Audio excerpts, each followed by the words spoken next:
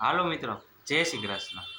આજે મારે વાત કરવી છે કે ચાઇના, જાપાન, યુએસ આ બધા જે વિશ્વ લેવલે વિકસિત દેશો છે, બરાબર? તો એ આગળ વધવાનું કારણ શું છે? કારણ એ છે કે જ્યારે જ્યારે નવી ટેકનોલોજી આવે છે, ત્યારે યુએસ છે, ચાઇના છે, જાપાન છે, એ અપનાવી લે છે. ઉદાહરણ કે આપણો દેશ ખેતી પ્રધાન છે, બરાબર છે? તો આપણા દેશમાં જો નવી નવી ટેકનોલોજી આવે ખેતી પ્રત્યે, બરાબર છે, જો આપણે એને અપનાવી લઈએ, બરાબર છે, તો જેટલો પાક થતો હતો, જેટલું ઉત્પાદન થતું હતું એનાથી વધી જાય, બરાબર છે. ઓછા ટાઈમમાં, ઓછા મહેનતમાં બહુ સારું એવું કામકાજ થાય. એવી રીતે ઘણી બધી જગ્યાએ કોમ્પ્યુટરના લેવલમાં, ઉદ્યોગમાં લેવલમાં દર વખતે યુએસ ક્રાંતિ લઈ આવ્યું છે. ચાઇના, જાપાન જ્યારે જ્યારે નવી નવી ટેકનોલોજી આવી બધાએ અપનાવી છે. આજના આપણા મિડલ ક્લાસ વ્યક્તિ બધા વ્યક્તિ છે, વધારે પડતું મિડલ ક્લાસ વ્યક્તિ વધારે છે આપણા દેશમાં, બરાબર? પછી એને અપનાવવા નથી માગતી, એનાથી ડરે છે.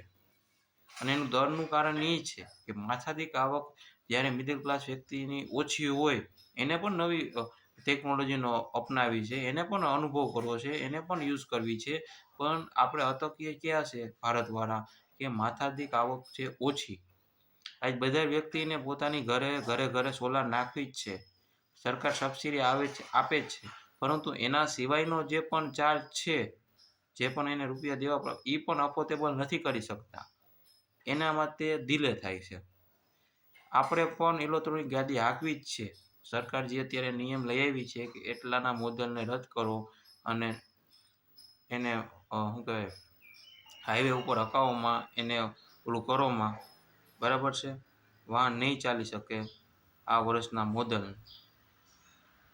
જે નિયમ લઈ આવ્યા છે સરકાર, સારો જ છે, નો ડાઉટ, પરંતુ એની પાસે એ પૈસા નથી કે જૂનું મોડલ એ વેચી નવું મોડલ, નવી ગાડી લઈ શકે, એ નવી ઇલેક્ટ્રોનિક ગાડી લઈ શકે. નહીં કે બધાના આ વિચાર જે સરકારનો છે એ સારો જ છે, નો ડાઉટ, એ પણ અપનાવવા માગે છે. પણ અટકે છે ક્યાં? માથાદીઠ આવક. મેન પોઈન્ટ ત્યાં છે.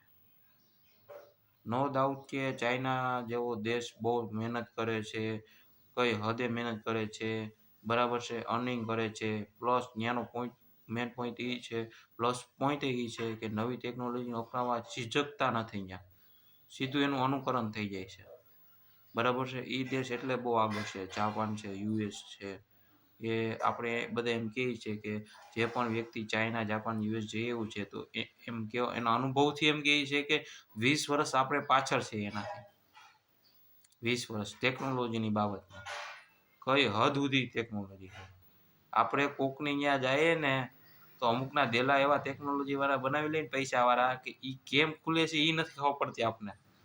દબાવવાની ખાલી એક જ ચાપ હોય, એક ચાપ દબાવો એટલે એનો દરવાજો ખુલી જાય દેલાનો. પણ આપણે હજી એ ટેકનોલોજી સુધી નથી પહોંચ્યા. સાદી ઓલા પાસે તો એવી ટેકનોલોજી છે, મોબાઈલમાંથી ઓર્ડર કરે અનાજ કરિયાણું, અને તમે જ્યાં હોવ, તમારું જ્યાં ઘર હોય, બરાબર, જ્યાંથી તમે ઊભા મૂક્યું હોય, બરાબર, ત્યાં આવીને ડ્રોનથી તમને એ વસ્તુ પહોંચાડી દે.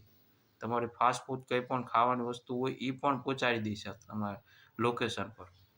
તો વિચાર કરો એ કઈ ટૂંકમાં સમયનો બચાવ કરવા માગે છે, અને જલ્દી કેમ કામકાજ થાય ને એ જ છે. જેટલું જલ્દી કામકાજ માટેની સંશોધન કરવામાં આવશે એટલું કામ સરળ બનશે. અને એક વ્યક્તિ એ પણ કીધું, વ્યક્તિને જો કામ કરવું હોય તો બેરોજગારી જ્યારથી આવશે તો રોજગારી જ છે. આપણા મગજમાં ઘણા બધા આઈડિયા છે કે કેવી રીતે કામ કરવું.